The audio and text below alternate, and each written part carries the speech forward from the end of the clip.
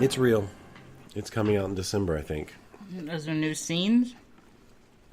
It looks like there's new scenes, but it's really just a rehash of the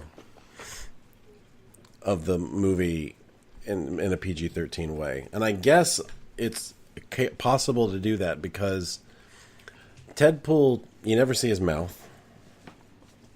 You know what I mean? You never see his mouth.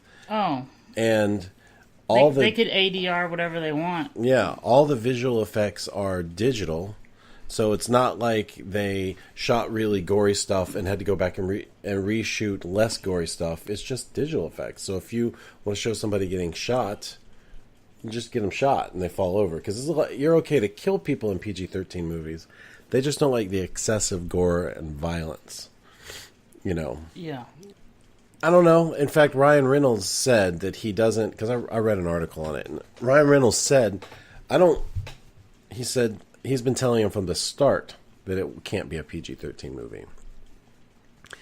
And something to do with some charity that he wanted to contribute to. All the proceeds of the PG-13 release are going to go to some... Or a certain percentage of the proceeds are going to go to some charity that he said. So he told them that just this one time it could be PG-13. And I guess it's since he's already come out with 2 rated R versions of Deadpool, and he proved that the model will work. He's not so protective of the of the rated R thing. Mm-hmm. It wasn't as interesting as. But I don't. I don't know if I don't know if anything in the PG-13 movie will be anywhere nearly as funny as the baby penis. Yeah. I just can't imagine. But they're going to have to take that out, right? Or is it they're going to have to. Well, I can only imagine that they'd have to take it out. I don't see how they could leave that in. Yeah, that's weird. It's weird that I can't figure out whether that's wrong or not. I feel like it's safe to say that no one is having thoughts of baby penises, so... How can it be corrupt? It's too innocent to be corrupted. You know, there are pedophiles out there. But not babies. Come on, there's a range. Babies aren't pedophiles. There are people who are pedophiles to babies. No. Come on. There's a certain age range. Dude, I am not kidding. There are some terrible people out there. I refuse to believe that. I'm afraid to say it, but Google it. I don't believe it. I will not. Fake news. But I can't imagine that you're out there. I can't imagine you Googling baby penises.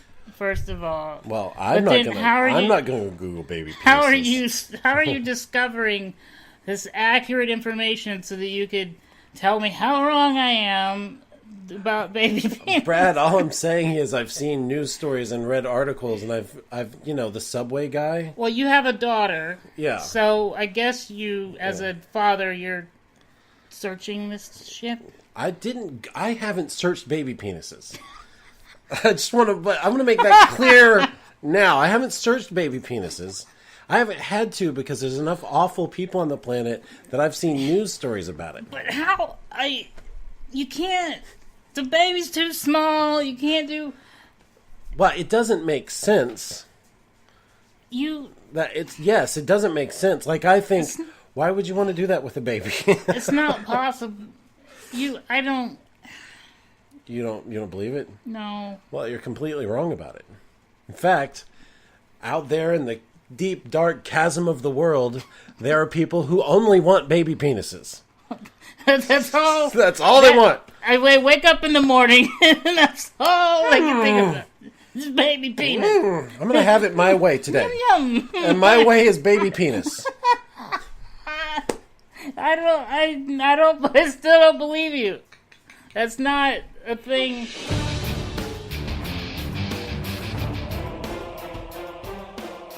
Who brought this shit up? How did we go from Deadpool to this? You're trying to prove to me that it exists, and I'm saying there's no way there's a cutoff. But you're saying, nope, there's no cutoff to human depravity. You know, there's no cutoff. I'm not proud to say it. I'm not revering it or reveling in it. I'm just saying that it's... If there's a thought in your mind, or if there's a bad thought out there, someone's done that shit. Right. That took the wind out of my sails. Yeah, that's a hilarious opener. I want to ask you, what's your deal with the Grinch? Oh, man. I think you're a Grinch about the Grinch. Well, okay. It's not even the Grinch. So I read in the paper that... Not in the paper. It's not. I feel like we don't have papers. Hold on, it's like I'm smoking a pipe reading the morning Sunday paper. It's like, no, I was not reading in the paper. I saw an article or a tweet that said, it was a tweet, that's probably more like it, that Robin Hood, the movie that no one wanted, proved that it was a movie that no one wanted. It only made like $14 million at the box office. This is a massive epic that they've been pushing for months, and it bombed. It beyond bombed. I didn't look up the budget. But I got happy on the inside, Brad. I started dancing, not on the outside, but on the inside. There was a little leprechaun dancing on my heartstrings. But it looked like me, right? Yeah. And said to me, hey, maybe they won't make any more of these. And I got, this is why people get so disappointed. It's because just for a brief moment they get hopeful. And then they realize, well, that's never going to really be the thing. So you get all sad again.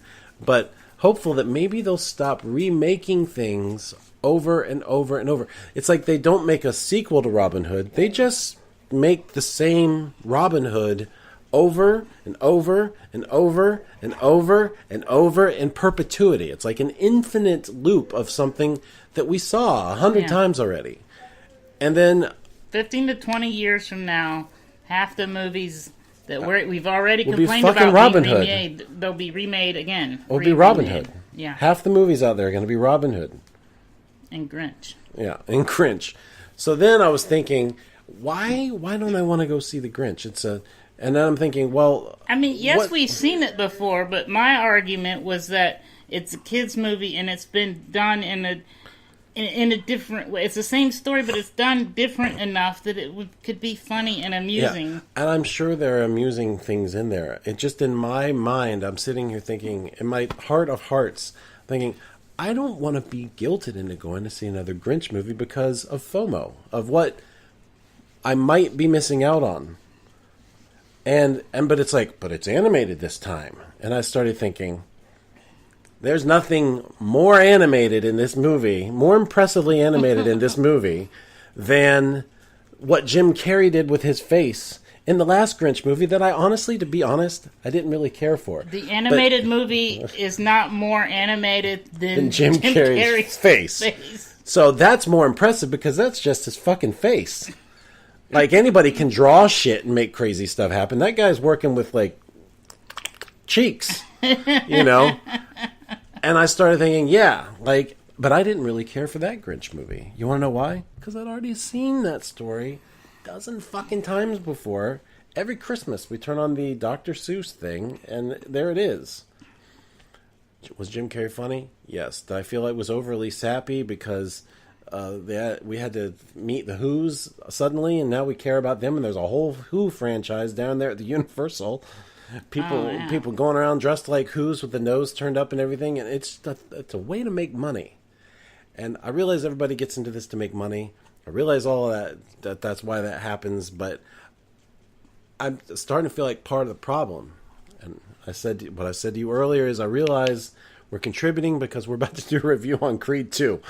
But it was good. So welcome to Movieisms. I think we're going to start each show out with some angry rant about something. Sure. Yeah. In case Mike edited it out, we were talking about baby penises, and then we started talking about the Grinch. Merry Christmas. No, I won't. I won't edit out the baby penises. I'm feeling hardcore today. That's why I asked you about the Grinch. I was giving you an out so you could cut that out if you needed to. So we saw a couple of movies. We saw a handful of movies over the Thanksgiving break, and the two of them we're going to talk about today are the Melissa McCarthy movie called "Can You Ever Forgive Me," and we're going to talk about Creed 2, which everybody's heard about. The answer to that question is yes, Melissa McCarthy. We can forgive you for all your other movies because this one was pretty good. In my opinion. Here's the thing about Melissa McCarthy. She fell... first of all, she's definitely a comedic actress. Because even in this movie, she's funny, even though it's not really a comedy. You know what I mean? The stuff she says and does is funny, and she's so funny that it brings humor into someone that really wasn't very likable, really like in sad. real life. Yeah. So the premise for Can You Ever Forgive Me is Melissa McCarthy's in it. No, just kidding. When Lee Israel falls out of step with current tastes, she turns her art form to deception, an adaptation of the memoir Can You Ever Forgive Me, the true story of best-selling celebrity biographer Lee Israel. Lee Israel made her living in the 70s and 80s, profiling the likes of Katharine Hepburn, Tallulah Bankhead, Estee Lauder, and journalist Dorothy Kilgallen, something like that. When Lee is no longer able to get published because she has fallen out of step with current tastes, she turns her art form to deception, abetted by her loyal friend Jack, played by Richard E. Grant, who was great in the movie. An adaptation of the memoir Can You Ever Forgive Me relays the true story of the best-selling celebrity biographer and friend to cats. Richard E. Grant, the only thing I know I've seen him in other things. The only thing I remember seeing him in was Google it. It was that movie with that guy that time. That movie with that guy. I know I like him. I know what you're talking about. Like, I can't even remember either. But I know that I like him as an actor. It was Hudson Hawk. Hudson Hawk was the movie I was thinking of. Oh, that's a million years ago. He's been in something since. He's been in a lot of things since then. He has. But I'm saying the one I always think of when I see him is Hudson Hawk, because my 17-year-old self knew it was terrible. Yeah. And I'd gone to see it with a friend of mine, and there's a scene in the movie where there's a dog who they call Bunny, and they throw the ball, Bunny, ball, and the dog goes to get the ball. Yeah. And then in the end, Bruce Willis something bad happens. Launches a ball, and he goes, Bunny, ball, and he shoots the ball, and the dog goes chasing for it and jumps up and flies out a window. Yeah. And the guy I was with thought it was so funny. He was rolling around on the disgusting sticky... Back in the 80s and 90s, movie theaters had sticky floors. Like nowadays they have carpet on them. But he was rolling around. He thought it was so funny. And I was with my friend Celeste, actually. Mm-hmm. And we were sitting there looking at him and looking at each other. My friend Celeste is someone I've known for like 30 years now. And we're just blown away at how funny he thought it was. But it's for some reason it's one of those moments that is burned in my brain for all eternity. It was just like just a little nostalgic scene that I got from one of the worst movies I've ever seen in my life. Yeah, it's interesting because the only way I can get through moments like that is knowing how fake it is and imagining that the dog lands on the cushion or that's it was probably a right fake dog. Frame. It probably wasn't even a real dog. Right. In midair, it was probably just a stuffed animal and flying. I just had a flash that maybe that's why I became obsessed with horror movies and how movies are made behind the scenes because That's the magic trick. I needed to get over. Yeah, my dad was a magician, so that was another thing too. So once I realized there's a trick to everything, then I became obsessed with having to know. But the point I'm getting at is that's a traumatic thought to me. A dog jumping out of a window. So the only way I can cope It's by imagining, oh, okay, there's a bunch of people off screen and they're catching them, or there's a little big cushion. Just know that dog landed on that cushion and was so proud of himself for having done a good job. And got treats. Yeah, see, I can get through it now. Yeah. Anyway, that's not the movie we're supposed to be talking about. So you can... Can you ever forgive me? So you can forgive me. So can you... He can't run. Can you find it in your heart to... He can't run. I can't remember names of things. The funniest thing is, we don't need to rehash that. Mm-mm. He can't run. So, can you ever forgive me? First of all, the two lead performances by Richard Grant and Melissa McCarthy are the types of performances that they're just fun to watch. Melissa McCarthy is not playing a likable person. Either one of them are likable. He's not very likable either. He's like the life of the party, but he's like the life of the party who has overstayed his welcome, like the first time you meet him. Like, you know that this guy's going to be a piece of work to deal with because he's just like this. He's just on all the time. It's interesting because they're both miserable, asshole-ish people, but the Richard Grant character just celebrates it. And he's very happy. He's like, he just has fun with it. And Melissa McCarthy just wallows in her own little misery. Because there was a scene, you talked about Lover of Cats when you were describing the movie. Mm-hmm. I had some PTSD flashbacks when other people other than her came to her apartment because she was complaining about the flies, but I knew what the flies meant. I had a friend who had a fly problem, and I had to figure out what's causing the flies.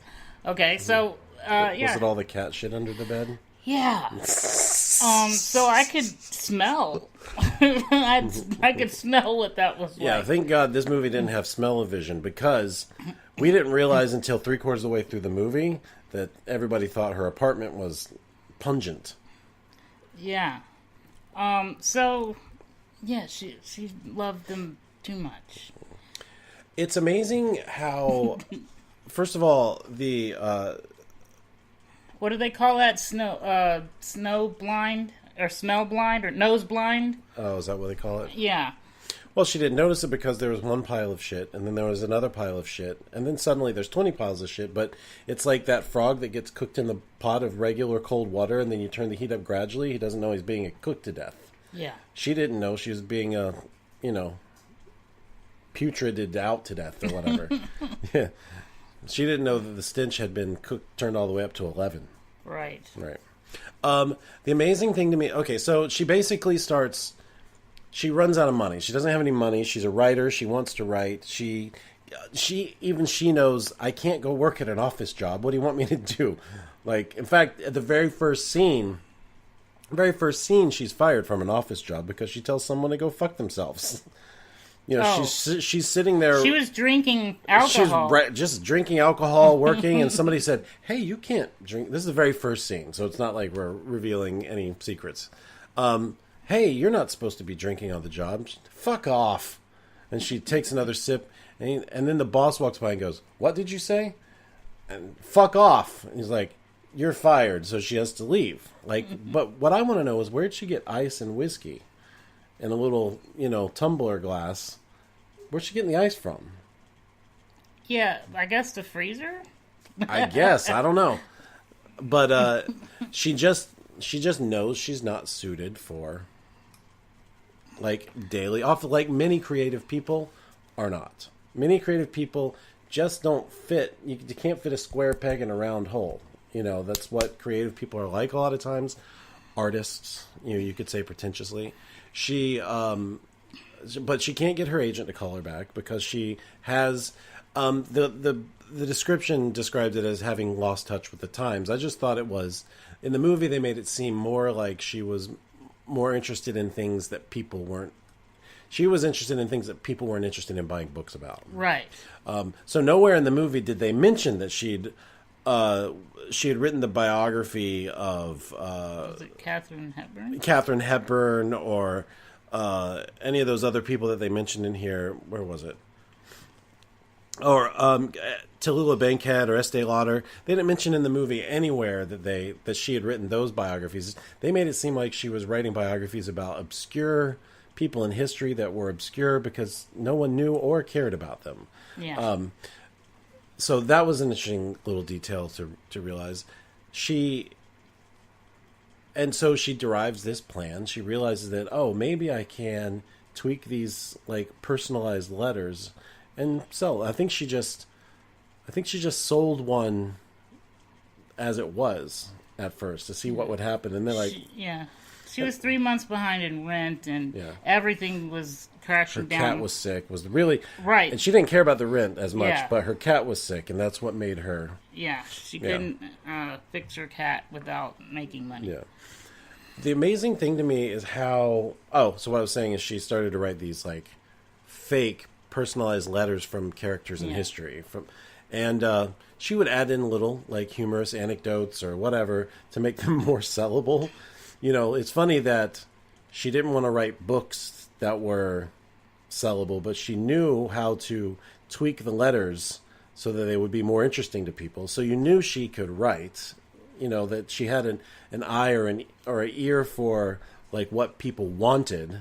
Well, but also for profiling in a way where she could study a person and their language, how they talked, and could fill in the blanks with the letter and add things that sounded like them. Yeah. So that part is sort of like I guess you call is it a heist? No, scam. Scam. Well, yes, she's running a scam, and it works. She's got all kinds of different typewriters because she can type from. Well, this person from that point in time would have written on this type of typewriter, and she's figured out, she's analyzed their writing style and everything. The amazing thing to me is how sympathetically she portrayed someone that was highly unlikable. You felt for her, even when she was being obnoxious and rude and mean, you felt for her because you knew that she was like that against her own. That's just how she was born. It's not like she's being an asshole because she's an asshole. She just is fed up in a way. Yeah, I think that's why she comes off sympathetic, because you've learned enough about her that you see why she's bitter and sarcastic to people. Mm-hmm. Because it's like, why? I mean, why be nice? Because I'm miserable. I'm not going to go out of my way to be nice to you. I can understand that. Even though you know that she dug her own ditch. Right. You know, even though you know she got herself here, you still feel for her. Well, it's probably depression. She probably... Well, she's an alcoholic, too. Yeah. Oh, well, that. Yeah. But so depression and alcoholism, she just was all about escapism, I guess. So she just avoided everything, avoided all the problems till it got to a point to where she couldn't anymore. Yeah. It's directed by somebody named Marielle Heller, who is 30-ish something. She's like this is her second film. She made a movie called Diary of a Teenage Girl, which I think is on Netflix. It's on my Netflix queue. I haven't watched it yet. I've heard good things about it, but now that I've seen this movie and I know who the director is, I'd like to see something else she made. Yeah. She's also got turned around right away, and she's making the Mr. Rogers movie with Tom Hanks. Yeah. So they're done shooting. They're in post-production now. I don't know. I'm worried. Here's the thing. I loved the documentary. The documentary was great. So I don't. Apparently, the documentary came out and the movie was already a thing. It wasn't like they made the movie because of the documentary. But the reason. Okay, so the director may be a new reason I will go see the Mr. Rogers movie. Yeah. The real reason is because Tom Hanks. You gotta go see Tom Hanks. I mean, he's never bad. He's always so consistent. There was the one movie where he was the CEO of a tech company that was spying on everyone. He and Hermione, I think. He and Hermione. I admit I haven't watched it, but I don't want to watch it. It's called The Circle. It's not good. I don't know what Tom Hanks is even doing in that movie. Yeah. Tom Hanks. The actors in that movie weren't bad. It was also had Finn from Star Wars. Oh. Yeah. So the actors, it on paper, the movie should work. It's got Hermione, Finn, Forrest Gump. It's just a terrible script. Like, the movie was bad. The acting was... It's not like the acting was bad or anything like that. Tom Hanks himself is never bad. I personally, he's my favorite working actor. Him and Jeff Bridges. I can't pick between the two of them. I mean, I agree. Everyone loves Tom Hanks. Yeah. Fred Rogers was so unique Yeah. that it's hard for me to imagine. I know. Him. Now, he did Forrest Gump really well, so Yeah, maybe he Forrest can Gump. get the accent and the whole... You have to... I almost feel like to do Fred Rogers, you have to method act a little bit, because you've got to be that kind, I love everyone, Well, Tom Hanks childlike little... Tom Hanks is generally considered the nicest guy in Hollywood. He did do Big. He did. He played a kid in an adult body, Yeah. which Mr. Rogers kind of was. You know, and this is another aside, but I listened to an interview with the director about Can You Ever Forgive Me, and they shot in Philadelphia on the same soundstage where they shot Mr. Rogers for 40 years. They shot the TV. They reshot the TV show segments on the same tube video cameras that they shot the show on. That's cool. They rebuilt the sets precisely. It was Mr. Rogers' Neighborhood. They had people on the shoot that worked on Mr. Rogers' Neighborhood. It's like you walked in and she said that one of the cameramen that had been on the show for however many years walked in and said, "It smells like Mr. Rogers in here."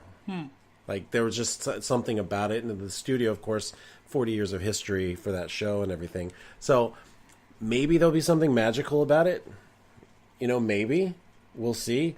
It comes out next year sometime. So I would say that Tom Hanks won awards? He's won 2 Academy Awards. Yeah. He won for Philadelphia, which is a beautiful movie, and he won for Forrest Gump.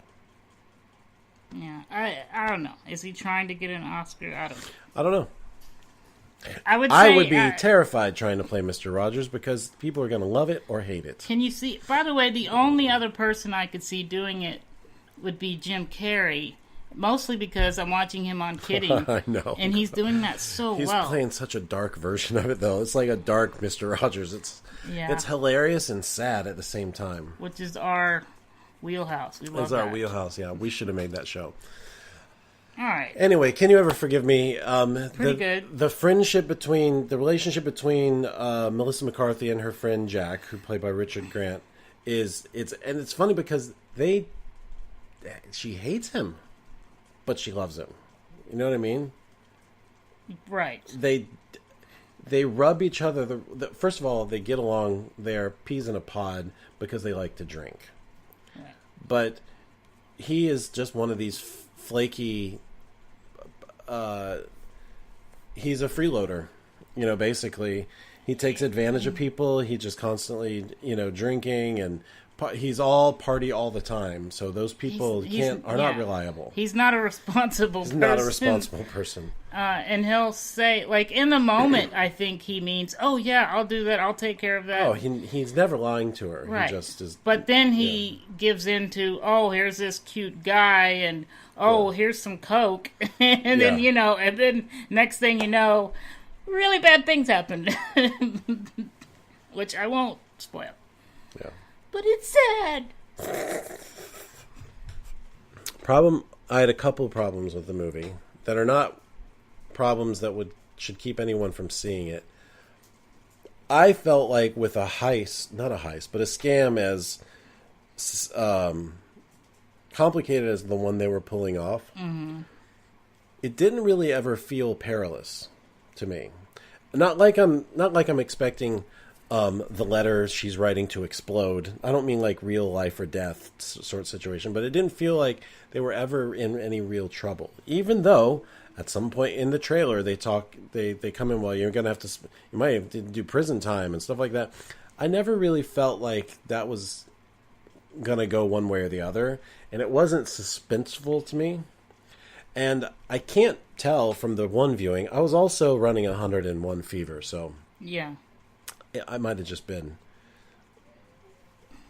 confused. But I felt like the movie needed some more, like, when I say drama, I don't mean tears and crying. Tension, like, as it ramped up towards the end. Because when it resolved, it just kind of felt like it resolved from a little hill. That is true. And I can't tell from my first viewing, my first fevered viewing, is if that was intentional from the filmmakers, or if they just didn't know quite how to make that because into the world sort of feeling out of what happened in the story. Because in the moment, the real person would have had an incredible fear of getting caught, and I don't know what are the consequences. Could I go to prison? Could I handle it? So it could have been written more so that the audience could feel more of that tension. She was worried about it, but all they did is when she got caught, they cut straight to the trial, and you didn't see her feel it at all. They cut 2 months ahead into the future, and they're like, well, she's done this, she's done this, she's done this to try to rectify her, reciprocate, or whatever the word is, legal term. And you didn't see her have the scared part of her. Yeah, that is true. Ultimately, it's not a roller coaster ride of a movie. It's an entertaining movie. But I wasn't bored. It was a fun movie to watch. It's fun watching her be good. That was the best part. At something other than making jokes, because she's great at making jokes. Sometimes in some movies she's just trying too hard. I think was it Spy Hard or no? I don't know. Spy or something. I don't know. She's just trying too hard. Well, the thing is, she gets put in these. She doesn't get put in them. She takes these movies that maybe don't have a lot going for them, and she's got to come in and do all the heavy lifting so that there's something worth watching. Yeah. Instead of it being a story that needs to be made, and she's going to come in and play a part. I knew. Oh, I just remembered Happytime Murders. When he said heavy lifting, I was like, that was all she was. She was trying to save that movie. Okay, never mind. Go ahead. Yeah. She is, and I don't remember if she's ever. Oh, she has done serious dramatic roles before, like more serious roles, and it's I can't think of the name of it, but it was a movie that had Bill Murray in it. I knew she could do this when I saw the trailer months ago. I was like, this is what she needs, I think, to put her back on a trajectory towards greatness. All right, so Melissa McCarthy she did a good job. Great. She did a great job. Yeah. We thought Kenya, Forgive Me was definitely worth watching, and I think that she could probably be nominated for Academy Award. Maybe Richard E. Grant as Best Supporting Actor. In fact, I would like to see that. I don't know about who I think should win. I would like to see her nominated. She got nominated for Bridesmaids, which was a bizarre choice, but she was actually great in Bridesmaids. That's the first time it's the first time I saw her in anything. I didn't watch her TV show, and I think she got her TV show after Bridesmaids. I could be wrong, but Bridesmaids launched her career, basically. But, so that's that. Yeah. The next thing we saw was Creed 2. Creed 2 is... Do we need to say the premise other than he fights Ivan Drago's son? Yeah, if you don't know, you should know, but it's about he's getting revenge. For his father's death. Yeah, but in Russian, not French. Oh. I don't know. Revenge sounds better that way. I don't know. Is anybody as surprised as I was to see Rocky Balboa in this thing? No. No. I don't know. Here's my thing. I ultimately, from beginning to end, really liked Creed. You liked the first one better than this one. I loved the first one. I need to rewatch it to really make that decision, but I liked Creed. Have you seen Rocky? Not Rocky, Balboa. I haven't seen Balboa. Okay, you got to see that too. Really? I mean, you're being you're being a snob about a movie that film snobs love. This is a good. Yeah. Balboa is awesome. It's a movie about mastery. I saw Rocky. I saw Rocky 2. I saw Rocky 3, 4. 3 is bad, 5 is bad. And 5. And then when I was in my 20s, I saw 5, and I thought, I think I might be done watching Rocky movies. I was, for sure. And then 15 years later, 20-something, they come out with another Rocky movie that now everybody tells me is great. And I'm like, is it great, or is it just so much better than 5 that, which, by the way, isn't hard, that now I have to jump back on the bandwagons. Everything's great. But I find when people tell me that, 99% of the time, it's not. It's not. Whatever. And they're just remembering how much they didn't like 5. So they're grading it on, well, compared to 5, it's great. Yeah, but compared to great, how great is it? You're overthinking it. No, I'm not overthinking. These are things that have happened to me in my life. It's an hour and a half or 2 hours, maybe, out of your life. I will watch it. I forgot that I hadn't seen it, actually. But when it came out, I was like, I'm not watching it. And I felt the same way, too. But I don't know how. I think I went with our mentor, Cooge. Because I don't have a car, so I end up having to ride along with people to things. Creed 2, I wanted to like a lot because I like Michael B. Jordan, and I actually love what they've done with the Rocky story. And it's not even like they flipped it. They just continued Rocky's story into somebody else's thing. And I want to say real quick that Sylvester Stallone is never better than when he's Rocky. He is so good when he plays Rocky. He's never better than when he's playing Rocky.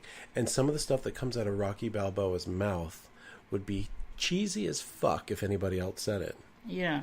When he's talking about you guys standing in the mirror, and you're like, why does that sound good coming out of his mouth? If I said that to my students, they'd be rolling their eyes at me. That's some stupid shit, Beckemeyer.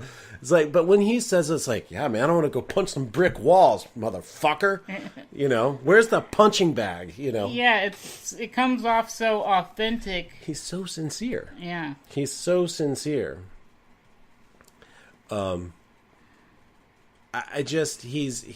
He's great at that character. He's been great at other things too. In fact, I really thought that he was great in that movie Copland that he took way back in the 90s that kind of like threw his career off track for a long time because he worked for SAG. He worked for Scale, like basic $800 a day Scale to be on this indie film. And people are like, well, why are we paying you $20 million to be in Cliffhanger if you're going to go be in this $800 thing, $800 a day thing? And he was good in that. I don't remember if the movie was good, but I remember thinking he was good as that quiet, reserved police officer character. Yeah, there was a movie where I can't remember the name, but he did a comedy about like a mob guy with his mom or something that ruined his career. Yeah, that was It was like Mama, Don't Shoot Mama or something. Was it Don't Tell Mom? It wasn't Don't Tell Mom the Babysitter's Dead. No. I'll Google it if you want. It wasn't Throw Mama from the Train. No, which is a good movie. It wasn't called was it? Yeah. I'm gonna type in Sylvester Stallone comedies. I think your name is Estelle Getty. Yeah. That was right. That's a terrible, terrible, terrible movie. What was it though? It's something with the mama. Oh, Stop or My Mom Will Shoot. Stop or My Mom Will Shoot. And also around the same time, he did a movie called Oscar, which those two... But really, Stop or My Mom Will Shoot, that destroyed his career for a while. And then, Demolition Man. It was a comedy, and it was great. Awesome. It was great. Oh, I was about to fight you. I was ready for you to shit on it, and I was going to say, no. Demolition Man is the shit! I think that there's a little sweet spot for him and Arnold Schwarzenegger when Arnold Schwarzenegger was good, where they were able to play up on their, like, stereotypical selves, but also be good at it. They were able to poke fun at themselves a little bit. Demolition Man was great for that, especially for that time period. It was very meta, for that time period. Where Taco Bell ruled the world. Yeah, which I thought was funny. Anyway, what are we talking about? Oh, Creed 2. Sylvester Stallone. So there's something about him when he talks, you just want to go, yes, master. It's like you just want to, like, I would run after a car while he accelerated, and I had to keep up with him. I might not make it as far as Michael B. Jordan, but You just reminded me of something. That was an interesting contrast to the way the Russian got Dolph Lundgren trained his son. His son was in front of the car so that he could, like, scare him about getting run over. But Rocky trained the other guy the opposite, where he had to follow the car. Okay. Yeah. At the end of that montage, though, Michael B. Jordan was running in front of the car, but he was running faster than the car. Right. Yeah. That's believable. By the way, you were bored. The first 20 minutes is a little boring, and you had started making up your mind early on. And you're like, this is boring. But I want to tell you, once they finally start into the first fight, then the movie just gets really good. And those slow, boring moments do pay off later. There's a reason for everything. It's not like wasted time that we complain in other movies. But yes, you are correct. They could have shaved. They could have shaved off. 1 or 2 minutes. Who's shaving Ed? Who's shave Ed? Shaved. So, Shaved. Having seen the whole movie, those parts that I was starting to get a little antsy in are necessary components of the movie.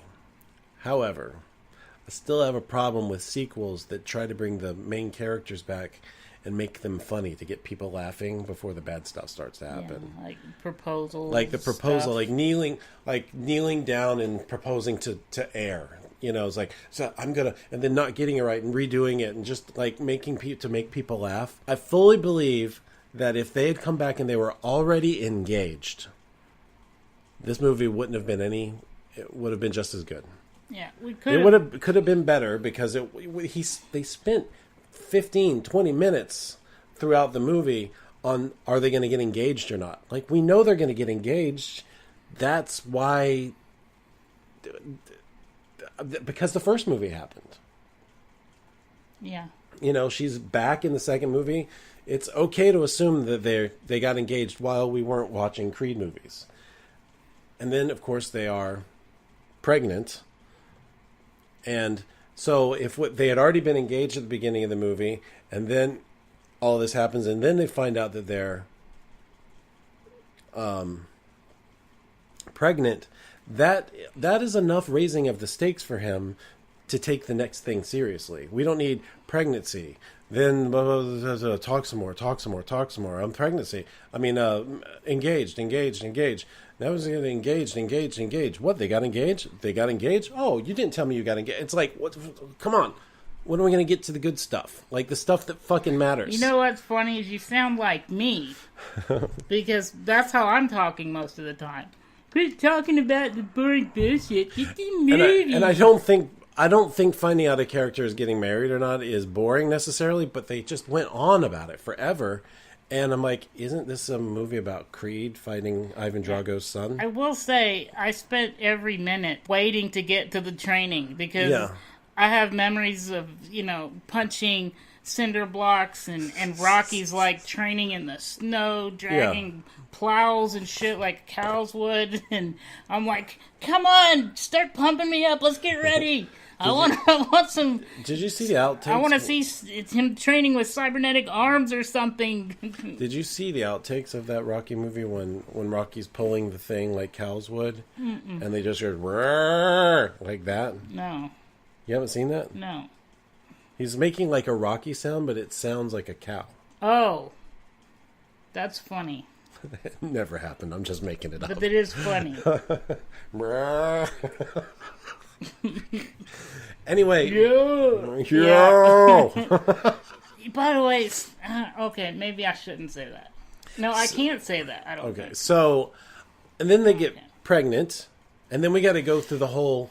They got pregnant. Now and the whole 9 months goes by in storyline time before they get to a fight, because the baby's born before the fight. He doesn't even start training until after the baby's born. Right. And then he's like, oh, and then he yells and whatever. It's like, oh, sorry, baby. Yeah. But by the time the baby shows up, I'm saying the newlywed thing and the baby showing up and having to navigate all of that and be a fighter. I see how that could be interesting to watch, or it's good story, character development. But there are way more efficient ways to get to all of that. The movie is like over 2 hours long, and a lot of the time they're just talking about what's just happened again. They're pregnant. Oh, how's that going to go? I don't know how that's going to go. Well, we're going to see. And then, oh, how's the new kid? I don't know. And then nothing's happened yet. I really think that there are way more efficient ways of doing it. This movie could have been like a tight 2 hours, and would have been like full of stuff, because the movie is full of stuff. They just jam pack it in the last half. But you know what also was unnecessary was the when they're doing the baby, you could see the baby on the screen. What is that called? I don't know. Sonar? Yeah. It's sonar. Yeah. But you mean the what's that stuff called? I don't know, but I was just sonogram. Sonogram, like on the sonogram where they showed the baby hitting one of those little inside her belly. That was stupid. They didn't show that. Did they show that? No. Okay. That would have been awesome. What are you making stuff up because I made stuff up? Maybe. That wouldn't have been awesome. That's the Rocky. That's the during the training montage, the unborn baby's in there punching just an cut to airbag. The baby. Okay, so I'm stupid. But yeah, I don't know why, but I really loved, I think it's Rocky 4. I think Rocky 3 was Mr. T. And Rocky 4 was I Will Break You. Yeah. I was excited to, I don't know, I bought into the hype. I was excited to see, Creed fight. I thoroughly enjoyed, and the amazing thing to me is they can continue to make Rocky movies that shock and awe people, and we all know how it's going to end. Yeah, the audience every time. The audience loved they the were movie. Hooting and hollering. Like when the certain surprises came to where it's like, oh, that's interesting to us, but the audience was like, ooh, and I laughed out loud, and then people were laughing at me, laughing at them. It was a good crowd experience. It wasn't a bunch of teenagers that were in there just trying to when they did HJs in the back of the theater. When they did the slow motion hits, like what do you call it? Whenever during the fight, they're beating the crap out of each I other. guess Creed. Yeah. When Creed starts doing what I call hulking up. Yeah. And he gets his punch in on the guy, the slow motion, and you see the lips. The lips jiggle in the wind. Yeah. And everyone's like, yeah! I'm like, okay. Did you not expect that to happen? Because it's been literally every other boxing movie ever. I want to say this, though. I could be wrong, but I believe that the first Rocky movie invented what I named the hulking up. Because there was a wrestler, Hulk Hogan. I even think he made an appearance in one of the He was in Rocky 3 or 4. He was in Rocky Mr. 3 T. or 4, because the Hulkster, he does the Rocky thing every time he would be in the ring. He would start off okay. He would get beat down he's out. And then he would just hulk up, He would just yell real loud and suddenly summon all that energy. He would just start shaking his arm and all of a sudden, oh, look at it. And then he was invincible and then he won. Yeah. Okay, so every boxing movie ever since has done the same thing, right? Just getting his ass beat and then he hulks up and does it. So... yeah, so you're expecting that, I'm sitting there knowing, okay, first he's got to get his ass beat, then he's going to recover, And then he's gonna. But why do we still want to see these? Why are we so excited about this movie? We know exactly how it's in. We spent 10 minutes at the beginning of the show complaining about things. Why do we want to keep seeing things we've already seen? But you know what I mean? This is one of those. This is one of those movies. But for something about the way they make them, and I really believe it has a lot to do with Sylvester Stallone, because he was a co-writer on the screenplay, as he often is on these movies. He has a way of injecting heart somehow into it, and it's not about. It is about winning the fight, but it is not about winning the fight. Yeah, it's about other things. It's just like there's a Karate Kid sort of thing here, where Mr. Miyagi won't train the student until he fights for the right reason. Yeah. Well, did you see the part where Ivan Drago told him to sweep the leg? Well, actually, there was he keeps saying break him. Yeah. Yeah. There was a moment he said hit that spot again. Yeah. They sort of, I guess they combined Karate Kid. Well, Karate Kid is Rocky. Yeah. It's for kids. You know, Karate Kid, that movie Karate Kid, is basically Rocky. I mean, it's got details. It's Japan, the bonsai trees and all that stuff. Yeah. But it's just, think about it. I mean, because Rocky is Italian restaurants, pasta. Yeah, and then you got Mr. Miyagi, you know, with Daniel-san. But it's the same. Wax on, wax off. I was waiting for you to do something racist. I think you're right at the border, and then you stopped. No, but you can't talk about Mr. Miyagi without saying Daniel-san. Daniel-san. Yeah. That's when Americans learned that they say Daniel-san at the end of someone's name. Daniel-san. It's like, what's he saying? They don't say Daniel's son. They say son at the name of. Is he his son now? Like, did they get married? White people around the world are going, what? Yeah. Anyway, it is a very satisfying movie, and I think that the reason that we talked about this, and I think the reason these Rocky movies continue to, I say Rocky movies, but this formula or the Rocky universe continues to do well is because they find a way to make it about things other than did he win the fight or not. Yeah, this movie has a lot of heart. You know Creed's going to win the fight at some point. You always knew Rocky was going to win the fight.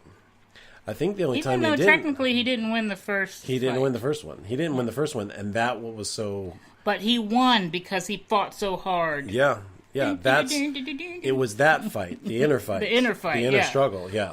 So Creed is it's a fun movie. It's funny at times, and there's things that Sylvester Stallone's character as Rocky says and I think I leaned to at one point and says, why is he so good at this? Like, it's just you can't stop watching him, even though after 7 or 8 Rocky movies, he's probably said those exact things in other movies before. It's weird because, like, Expendables 3, you're like, I don't need to hear Sylvester Stallone talk. It's just bullshit. And we're on, like, the 10th Rocky movie, basically, and we're just hanging on every word. It's weird. He's so good. He plays like a broken hero. And Rocky's sad. He's a sad character. And they're using it. They're doing that well, and they're using it well to where Rocky is still growing as a human being, but also, he knows what he's talking about because he's had not just been beaten up in the ring, but he's had the shit kicked out of him by life. Yeah. I mean, Rocky Balboa was a bajillionaire at one point, and he lost it all because a friend of his Paulie. What was that guy's name? Paulie. Hey, Paulie, what'd you do this for me for? Boy, yo. Where's my money? So I thought it was it's great. It's actually great. Yes. Yeah. I can't give it a complete 5 stars because I feel like it's still missing that amazing, powerful, mind-blowing or epiphany moment or whatever, but I think it deserves a 4.5. Mostly, I think I'm giving it a 4, but then the audience reaction, I sort of felt more, so I just give it a 4.5. It was fun seeing it with an audience for sure, and I gotta tell you, I don't know how they keep topping the training montages that they do so well in these movies, but they do. I mean, The next one, they're going to have to be lifting cars and buildings. Yeah, right, because he goes out into the desert and starts punching tires barehanded, like swinging tires and not even a punching bag. But there's something about the way they run him through the gauntlet and just the new things they come up with for them to beat the shit out of him every time in their montage is impressive. And it's cool. Your favorite thing was when the Russian guy was doing push-ups, and he would push up so hard that he could... with the CrossFit ropes, do the CrossFit ropes. I'm like, God, how do they, Anyway, it's impressive. And the physical toil that the actors put themselves through to make it look believable on really camera getting punched. is impressive. Yeah, I mean, not every scene, but Yeah. the close-ups when the camera's in close, they're Yeah. really getting punched. Yeah. I know that for a fact because that's a thing that Sylvester Stallone has in these boxing movies is that you gotta actually get hit. Yeah. He will not let the actors slide. You are going to get hit, and I'm going to put the camera there. You're not maybe getting hit at full force, Right? And but you're getting hit strong enough to make your mouth, flap in the wind. Right? That's not a love tap. That's a punch in the face. Yeah, insurance is like, can't we do this digitally? Yeah. No. There's no way you get a wind flap on the lip if it does it digitally. Okay. All right, well, that's it for this week's show. We'll be back next week with more. Yay! Stay tuned. If you want to contact us, we are movieisms@gmail.com. I'm Becca Meyer on social media. I'm Balding Ewok. Yeah, and if you saw these movies, we'd love to hear from you, what you thought, didn't Tell think. us we're wrong or something. I don't know. Yeah, and that's it for this time. Till then, we'll see you at the movies. Yeah. It's the end. Movieisms is a production of Super Mega Ultra Entertainment and is produced by Michael Beckemeyer and Bradley Kingston. If you'd like to find out more, follow us on Twitter or Instagram. And make sure you click like on our Facebook page, which is facebook.com/movieisms. If you're enjoying this podcast, please take a moment and give us a 5-star review in iTunes. It only takes a minute and it helps us out more than you can imagine. Thank you very much, and until next time, we'll see you at the movies.